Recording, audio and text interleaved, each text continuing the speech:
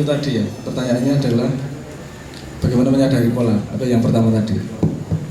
Coba kita review lagi ke belakang. Contohnya tadi itu, orang jalan, ada pilihan A sama B, kemudian dia memilih B, terus banyak bocor. Besoknya dia memilih tergantung pemaknaan terhadap B ya.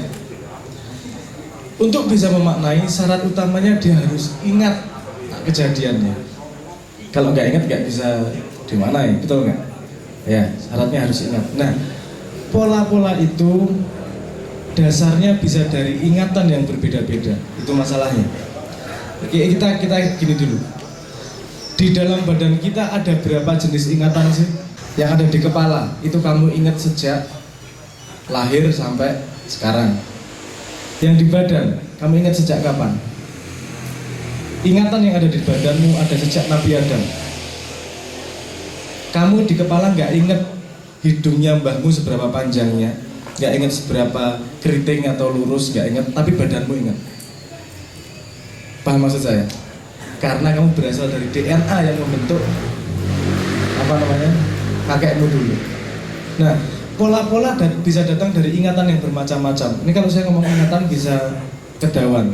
Ada kalau dari salah satu cara memilah mangga itu tadi ada 8 jenis ingatan dalam diri manusia. Ada atomik, ada DNA, ada evolutionary, ada karmik, ada gue malah salah tangkap ngomong karma segala macam. Tapi intinya adalah itu berasal dari ingatan yang berbeda-beda. Ada pola yang kamu tidak bisa ngapa-ngapain karena itu ingatannya sudah dari sejak dulu. Contohnya, Anda lihat, kalau Anda pakai Tokopedia, pakai Bukalapak, semua yang jenis beli-beli itu, warna tombol di keranjangnya pasti merah. Kenapa? Karena itu tertanam dalam memori, bukan ingatan, tapi dalam memori DNA kita. Untuk merah kita responnya bagaimana. Itu pola itu nggak bisa kamu apa-apain. Sejak kamu belum lahir sudah ada pola itu. Kamu hanya meneruskan pola itu. Ada pola-pola dalam diri manusia yang memang tidak bisa kita kontrol. Itu saya biasa menyebutnya sebagai a priori biologi. Ada manusia pola-pola seperti itu. Misalnya gini, mungkin Anda tidak sadar. Kalau Anda lihat orang dengan jidat lebih besar, itu Anda cenderung lebih percaya daripada jidatnya sempit. Itu bawah sadar. Itu cuma bisa digali kalau pakai penelitian. Itu sejak ke zaman biyen dengan zaman saiki. Itu berasal dari memori bukan pengalaman. Karena sejak lahir kamu sudah punya pola itu. Nangis, bayi lahir langsung nangis. Dia tidak punya konsep menyesal karena bapaknya itu, ibunya itu, aku nangis, enggak ada konsep gitu. Lahir ngelih nangis, pengen nguyuh nangis, apa-apa nangis, pola yang sudah kita tidak bisa kontrol. Ada pola yang datang dari evolutionary memory, sikap perilaku-perilaku yang ada di otak di dalam disebutnya sebagai reptilian brain. Kalau bahasa Indonesianya apa ya? Otak reptil ada di dalam diri kita karena dia sejak sangat primitif sudah ada itu otak itu. Contohnya gini, kalau Anda lagi kaget, misalnya di tempat gelap dikageti, apa yang pertama Anda lakukan? Langsung lari? Orang, saat dulu mesti ada lagi yang dilakukan. Satu, diam bisa. Apa yang terjadi? Diam dulu. Kenapa? Karena secara evolusi itu yang paling memastikan keselamatanmu. Menengsek, belum ada nih kayak apa. Anda tahu miso asalnya dari mana? Kenapa kalau dipisui nesu dalam hati diri kita?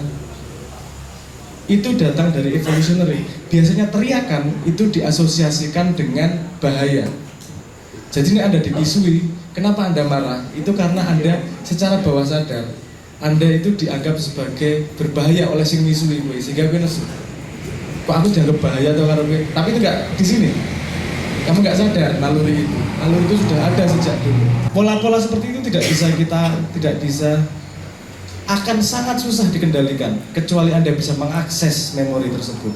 Nah, butuh mengakses memori tersebut butuh disiplin yang luar biasa. Kalau Anda punya memori, Anda bisa mengakses memori dalam badan Anda bisa ingat sampai Nabi Adam. Kalau Anda bisa mengakses memori evolutionary, Anda bisa mengingat sejak adanya makhluk hidup di muka bumi. Kalau Anda bisa mengakses atomic memory, Anda bisa mengakses sejak terjadinya jagat raya ceritanya seperti apa. Nah, itu hanya orang-orang yang berdisiplin dan khusus yang bisa mencapai seperti itu. Tapi yang kita semua bisa akses adalah kontrol terhadap memori yang ada di kepala. karena kita mengingatnya sejak lahir, pendek itu, dan tidak banyak memori yang ada di situ. Jadi untuk bisa tidak dikontrol polanya, Anda harus punya keputusan terhadap semua apa yang Anda lakukan, keputusan sadar, bukan reaktif. Ada dua cara untuk berinteraksi dengan sesuatu yang di luar kita. Satu reaktif, dua responsif. Reaktif itu adalah melakukan berdasarkan pola seperti semua hewan. Responsif adalah cara manusia untuk bereaksi terhadap sesuatu di luar. Responsif itu enggak langsung bereaksi, tapi ditahan dulu, dibaca dulu, direspon bagaimana terbaik, baru merespon. Ada jarak itu untuk menjaga agar kita tidak mudah terkontrol. Di mosing takon. Paham maksud saya ya? Jadi beri jarak sedikit. Oke. Beri jarak sedikit terhadap apa yang Anda lakukan. Misalnya paling gampang gini, Anda kalau mandi sabunan mana duluan? Perut. Ada lagi? Tangan. Ada lagi? Jempol. Yang saya sabuni dulu adalah teman saya mandi. Bahaya menang gue. Enggak. Enggak. Gini, Anda pasti punya ritual itu tuh, mana dulu yang disabuni. Kalau saya tanya kenapa, Anda bisa jawab nggak? Kebiasaan. Itu bukan keputusan sadar loh. Bukan dari kecil dimandiin orang tua dan Anda ambil pola itu, tanpa sadar Anda ambil pola itu. Banyak dalam kehidupan kita yang kita ngambil pola hanya karena adopsi tanpa tahu. Agar tidak gampang dikontrol dengan pola kita itu tadi, Mas, kita sadari betul apa yang kita lakukan. Sebenarnya meningkatkan kesadaran manusia itu tidak semengerikan yang dibayangkan mistik-mistik itu. Hanya kamu benar-benar sadar ngapa-ngapain. Nek kowe ngerokok mbok tangan kiwa ngopo ya sebabnya gini. Semua dalam hidupmu kalau sudah keputusan sadar dari keputusanmu sendiri, Anda bisa mengubah pola itu kapan saja. Masalahnya kita adalah creature of habit, kita adalah manusia kebiasaan. Kalau kita sudah biasa melakukan, setelah dipikir, gitu masalahnya. Kita tidak sadar ngapa-ngapain. Makanya kalau itu semakin kita menggali diri kita tahu sebabnya ngapa harus mandi, kalau mandi yang disabuni mana duluan, dan seterusnya itu kita akan meningkat kesadarannya dan kita tidak akan mudah dikontrol berdasarkan pola itu, karena setiap yang kita lakukan adalah dengan kesadaran, bukan hanya meneruskan pola yang ada. Saya mumet ya, ngeluh ya. Tapi pertanyaannya menuju ke situ, saya harus menjawab semaksimal mungkin ini. Karena ya jangan diperhatikan pola dalam hidup Anda. Kok pola-pola. Dan untuk pacar sing jomblo-jomblo gue sangat bisa Anda manfaatkan itu. Pola-pola seperti itu. Nek gue seneng karo wong wedok deloki pola pergerakane, mesti ono kebiasaan. Senengane ngene.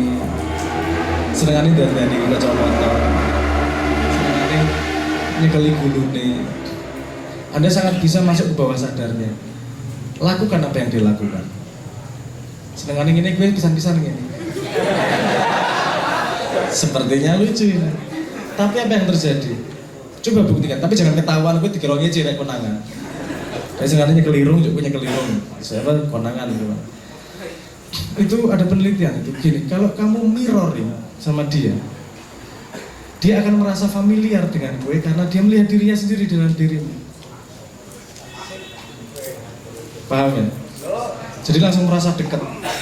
Nah tapi itu trik murahan karena tidak iso jero.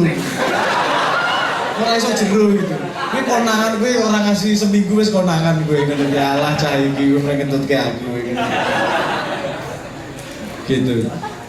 Itu ada yang mirroring dari memori yang lebih dalam ada. Itu kadang-kadang kamu ketemu cewek, ketemu pasangan kok tiba-tiba iki kok apa-apane padha ya aku iki. Kok sampai sesuatu yang kamu tidak karang-karang sendiri, karena itu dasarnya dari memori yang lebih dalam.